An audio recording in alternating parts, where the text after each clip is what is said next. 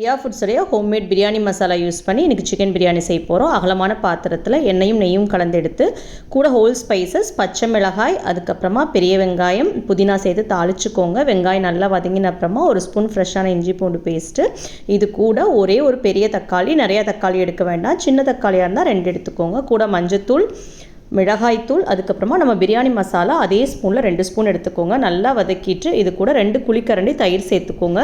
தயிரோடு சேர்த்து மிக்ஸ் பண்ணிவிட்டு 3/4 kilo chicken நான் வாஷ் பண்ணி வச்சுருக்கேன். அதுக்கு தேவையான உப்பும் சேர்த்து அந்த மசாலாவில் 10 நிமிஷம் மூடி போட்டு வேக விடுங்க. தண்ணி ஊற்ற வேண்டாம்.